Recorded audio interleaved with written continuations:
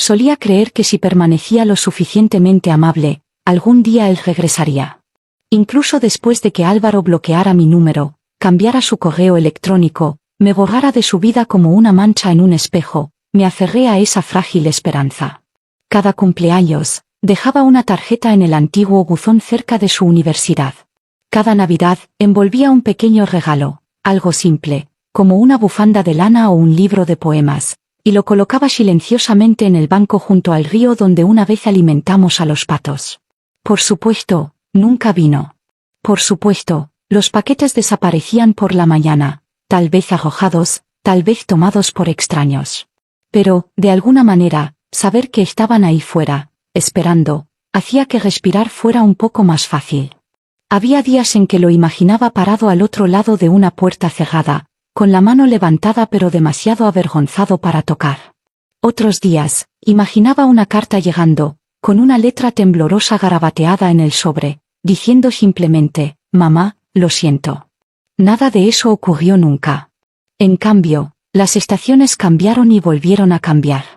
Las flores en el jardín florecieron sin alarde, la pintura en los escalones de la entrada se descascaró y se desprendió bajo la lluvia, y la vida se coció silenciosamente en algo más pequeño, más simple. Una taza de té por la mañana. Un gato acurrucado a mis pies. Pan fresco horneándose en el horno. Aún así, en algún lugar profundo, enterrado bajo capas de dolor, una pequeña chispa se negaba a morir. Me dije, si alguna vez regresa, la puerta seguirá abierta. Para él. Para mí. Mi hijo bloqueó mi número, mis correos, mi vida, como si nunca hubiera existido. No fue inmediato. Al principio, había silencios incómodos entre nuestras llamadas. Luego, fiestas perdidas. Mensajes dejados en visto durante días. Me decía que solo estaba ocupado, adaptándose a la adultez, construyendo una vida que le exigía más de lo que yo jamás podría. Pero luego llegó el golpe final, los papeles del divorcio firmados, las citas en el tribunal terminadas, los titulares en nuestro pequeño pueblo susurrados a escondidas. Luis, mi exmarido, no perdió tiempo en reescribir la historia. En su versión, yo era la villana, la esposa fría que se rindió, la madre que eligió la libertad sobre la familia. Álvaro le creyó. Tal vez era más fácil para él de esa manera. Más fácil odiarme que desenredar la complicada verdad. Más fácil cortarme limpiamente como una astilla que sentarse con el dolor desordenado de la traición. Una mañana, tras semanas de conversaciones unilaterales con su buzón de voz, abrí mi portátil y vi cómo se rompía el último hilo. Esta cuenta ya no está disponible. Su nombre desapareció de mis contactos. Sus fotos se desvanecieron de los álbumes compartidos. Los chats grupales se silenciaron, como una casa abandonada de la noche a la mañana. Me quedé descalza en la cocina, el olor a pan tostado quemado flotando en el aire, mirando el cursor parpadeante en la pantalla vacía. No estaba enfadada. Ni siquiera sorprendida. Solo, hueca. Afuera, la primera nieve del invierno caía perezosamente del cielo, cubriendo la calle de blanco. Un vecino al otro lado de la carretera colgaba luces de Navidad, sus ventanas brillando cálidas y suaves.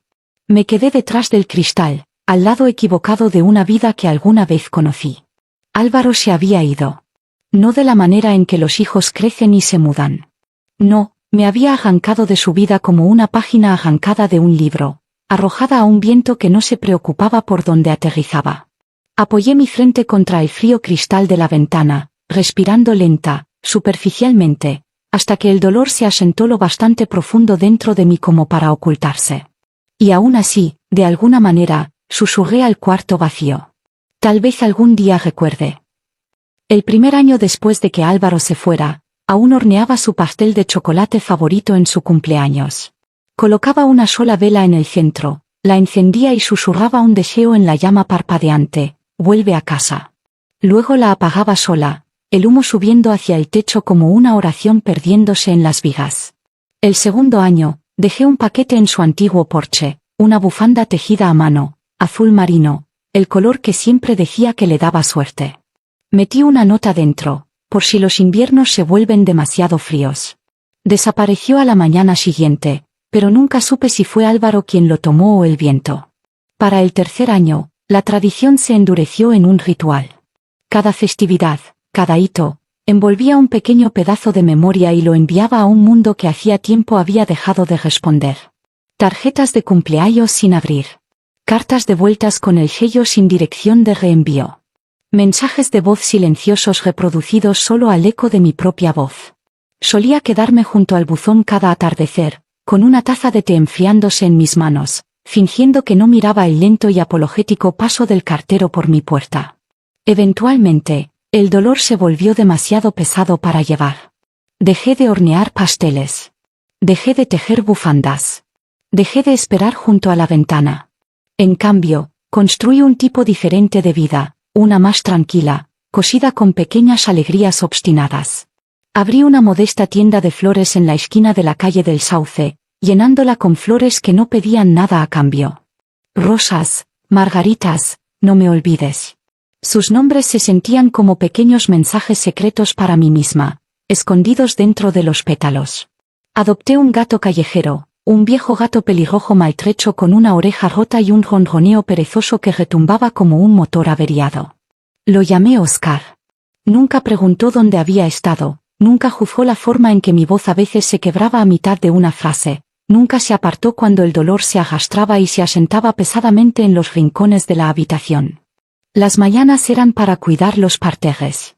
Las tardes para reparar estantes y limpiar mostradores.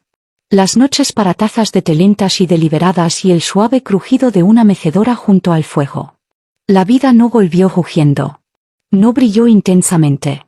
Volvió como la marea después de una larga tormenta, titubeante, rota en pedazos, trayendo trozos de vidrio marino y madera flotante en lugar de tesoros. Pero volvió. Y, de alguna manera, yo también. No la misma mujer que Álvaro dejó atrás. No una madre congelada en el tiempo, esperando. Solo una mujer viviendo silenciosamente, cargando amor de la manera en que las flores cargaban la luz del sol, sin expectativa, sin demanda. Esperando, pero ya no ahogándome. Era un martes por la noche cuando llegó el golpe, bajo y vacilante contra la puerta. La lluvia había estado cayendo constante desde la tarde, una cortina gris que difuminaba el mundo exterior. Estaba en la cocina, terminando una taza de té de manzanilla, con Óscar acurrucado como un signo de interrogación a mis pies. Por un momento, pensé que lo había imaginado, el suave, inseguro tap-tap. Pero luego volvió a sonar. Me sequé las manos en una toalla y me dirigí lentamente hacia la puerta principal. A través de la mirilla, vi una figura encorvada contra la tormenta, una sudadera fina pegada a un cuerpo demasiado delgado, zapatillas empapadas, hombros temblando no solo por el frío. Mi corazón dio un vuelco doloroso, y antes de que mi mente pudiera reaccionar, mi mano ya estaba girando el pomo. La puerta se abrió, dejando entrar una ráfaga de aire húmedo y tembloroso, y a Álvaro. Por un segundo, ninguno de los dos habló.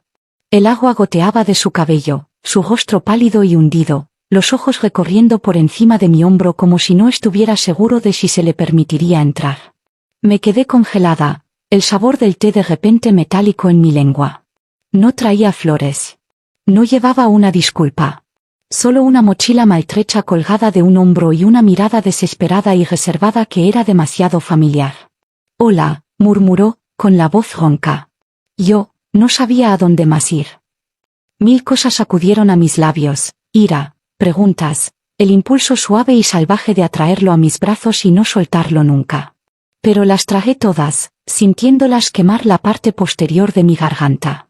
En cambio, me hice a un lado, en silencio, y él pasó rozándome hacia el calor de la casa. Álvaro dejó la bolsa junto a la puerta y se quedó torpemente, goteando sobre la alfombra de bienvenida. Sus manos permanecieron metidas profundamente en los bolsillos, los hombros encorvados hacia adentro como un niño atrapado robando. «No me quedaré mucho», dijo rápidamente, como si leyera mis pensamientos. Solo hasta que resuelva algunas cosas». Asentí una vez, medida y cuidadosa, encerrando cada emoción temblorosa detrás de mis costillas. «Hay una habitación libre arriba», dije en voz baja. «Toallas en el armario». Dio un asentimiento brusco, sin mirarme a los ojos, y recogió su bolsa. Mientras subía las escaleras, me quedé junto a la puerta, el frío filtrándose a mi alrededor. Ajusté mi Rebeca alrededor de mi cuerpo y miré hacia la lluvia, la oscuridad abierta más allá de la luz del porche. Había regresado. Pero no por mí. No por el perdón. No por amor. Solo por refugio de una tormenta que no había creado, y de la que ya no podía protegerlo.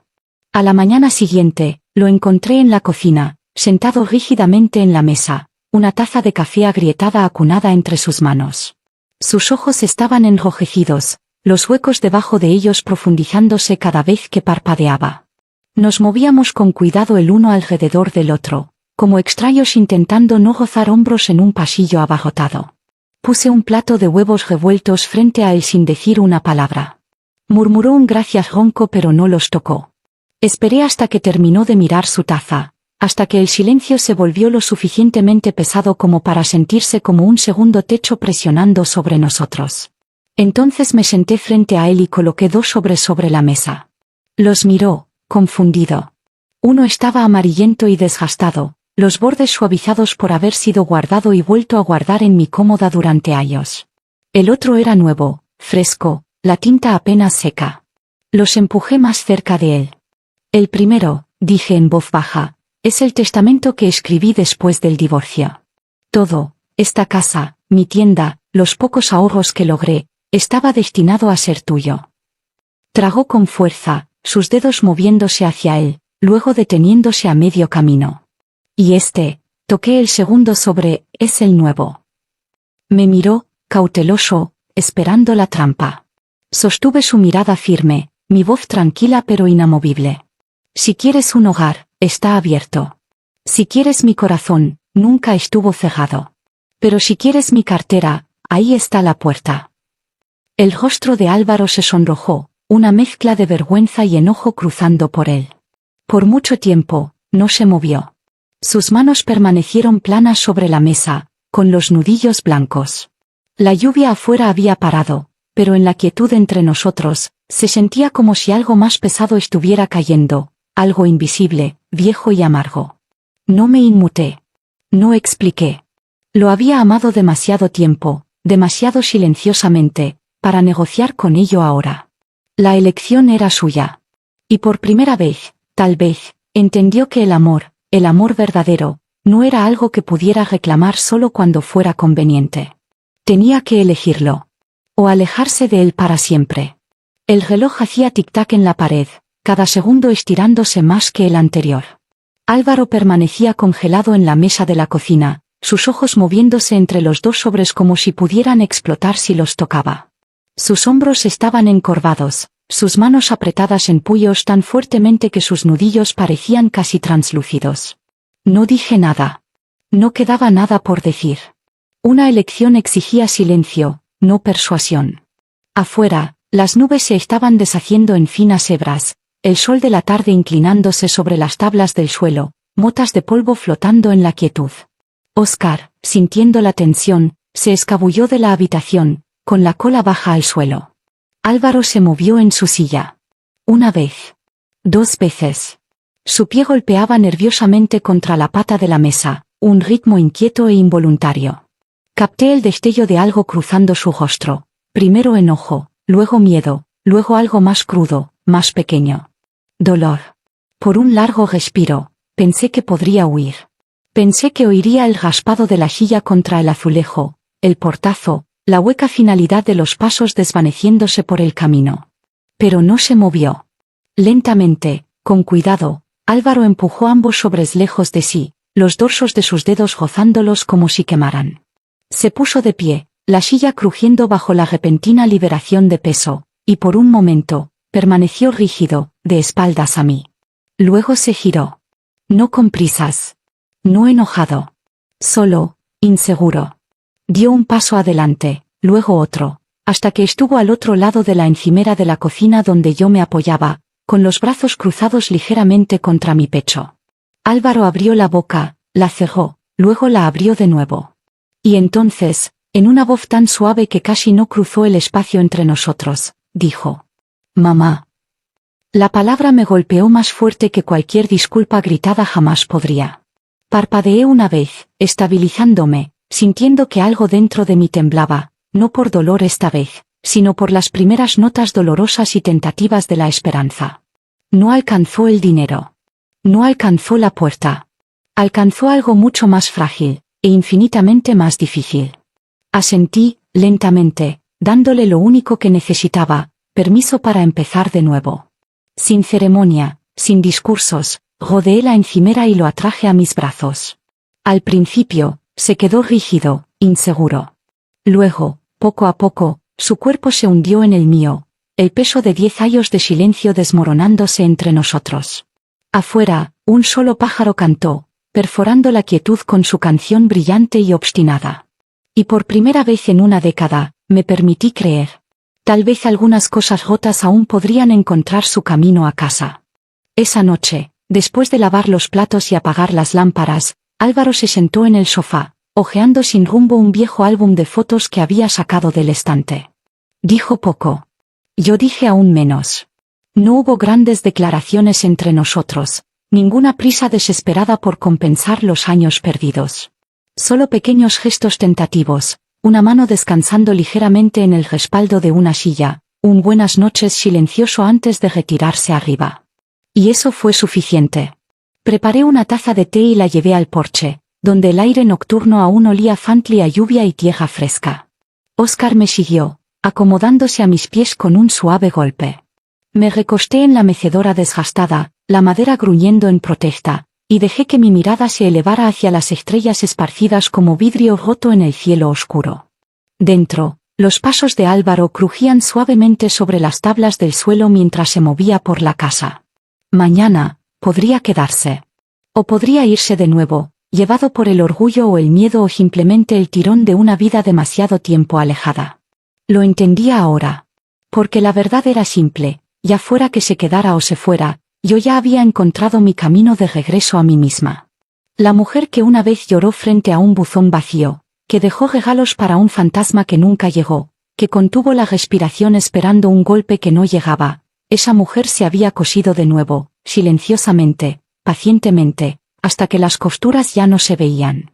Tomé un sorbo de mi té, sintiendo su calor filtrarse en mis manos. La puerta detrás de mí crujió al abrirse, y escuché el suave arrastre de pies descalzos. Álvaro no dijo nada. Simplemente se sentó en los escalones del porche, lo suficientemente cerca para que nuestros hombros casi se tocaran. Observamos las estrellas en silencio, dos personas ya no varadas en lados opuestos del arrepentimiento, sino simplemente compartiendo el mismo cielo. Al final, el amor no se trataba de los años perdidos. No se trataba de disculpas ni promesas. Se trataba de la decisión obstinada y tácita de quedarse, de construir algo, pieza por pieza imperfecta, a partir de los fragmentos rotos que quedaban. Y esta vez, no estaba esperando que él me encontrara. Ya me había encontrado a mí misma. Los días que siguieron se movieron lentamente, como miel deslizándose de una cuchara. No hubo una gran reunión, ningún montaje lacrimógeno de errores corregidos. Solo el asentamiento silencioso de dos personas aprendiendo, cuidadosamente, torpemente, cómo encajar sus vidas de nuevo una junto a la otra. Álvaro encontró un trabajo a tiempo parcial en la librería a 2 calles de distancia, apilando estantes y cobrando a los clientes con una sonrisa tímida e insegura. Algunas noches regresaba a casa oliendo ligeramente a polvo y papel viejo, una pequeña bolsa de plástico balanceándose de su muñeca, un pan, un cartón de leche, un tarro de mermelada. Nada grande. Pero suficiente. Aprendí a darle espacio, a encontrarlo en los lugares donde estaba dispuesto a llegar. A veces se sentaba en la mesa de la cocina, dibujando sin pensar en papel de desecho, y yo silenciosamente le servía una taza de té sin preguntar si quería una. A veces me seguía al jardín, agachándose torpemente junto a los parterres, arrancando malezas con una mueca. Nunca hablamos de los años perdidos. No hacía falta. El perdón no fue ruidoso. No fue declarado. Solo vivía, suave y persistente, en los actos cotidianos de quedarse. La tienda de flores, también, tomó un brillo diferente. Los clientes iban y venían, su charla llenando el pequeño espacio, las campanas sobre la puerta tintineando como pequeñas ráfagas de risa. Álvaro pasaba a veces después del trabajo, apoyándose en el mostrador, escuchando con silenciosa diversión mientras la señora Belén de la panadería regateaba por el precio de los tulipanes. La vida no era perfecta. No era como alguna vez soñé que sería. Pero era real. Era presente. Y, de alguna manera, eso era más que suficiente. Una tarde, mientras limpiaba los alféizares de las ventanas, encontré un pequeño jarrón de cerámica escondido en el estante superior, una pieza que había olvidado hace mucho, con forma de pequeño pozo con delicadas grietas azules tejiéndose en su superficie. Lo lavé cuidadosamente, secándolo con un paño suave, y lo coloqué en el alféizar de la ventana sobre el fregadero de la cocina. En él, dispuse un puñado de asters azules, sus pétalos ligeros y obstinados contra el frío del otoño tardío. Se inclinaban hacia el cristal, atrapando el ángulo del sol de la tarde. Y pensé, viniera quien viniera o no, recordara o olvidara, estas flores aún florecerían. Abrirían sus rostros a la luz, no porque se les prometiera algo, sino porque eso era simplemente lo que estaban destinadas a hacer. En ese pequeño momento ordinario, me di cuenta de que ya no estaba esperando. No para que Álvaro se quedara. No para que el pasado se reescribiera. La vida que había construido, las mañanas tranquilas, las risas escondidas entre estantes de flores, el calor de un gato desparramado en mi regazo, ya era suficiente. Sonreí, sintiendo el sol derramarse sobre mis manos, y volví al trabajo sencillo del día, la casa zumbando suavemente a mi alrededor. En algún lugar detrás de mí, escuché a Álvaro reír. Y los asters azules en la ventana se balanceaban suavemente, danzando en la luz. Solía pensar que el amor era algo que se ganaba. Algo que demostrabas dando y dando hasta que no quedaba nada que ofrecer más que el hueco dolor de ti misma. Pero ahora, sentada junto a la ventana con una taza de té cálido enfriándose en mis manos, viendo a Álvaro y a Óscar jugar alegremente en el porche, sé algo mejor. El amor ofrecido libremente es un regalo. No es un trato hecho con miedo. No es una transacción cargada de expectativa. No es un libro de cuentas de sacrificios esperando ser pagados. El amor, el tipo que perdura, no puede ser exigido. Solo puede ser dado, y solo por elección. Los años que pasé persiguiendo aceptación, ofreciendo pedazos de mí misma como monedas en un pozo sin fondo, me enseñaron esto. Si alguien debe ser convencido para quedarse, nunca fue realmente tuyo para empezar. Y así, ya no mido mi valor por quien permanece o quien se va. Me he reconstruido lentamente, puntada por puntada silenciosa. Y no le debo a nadie los pedazos de mí misma que luché tanto por reclamar. Afuera, los asters se balancean suavemente en la brisa de la ventana, sus pétalos abiertos de par en par al sol, sin pedir nada, dando todo. Justo como el amor siempre quiso ser.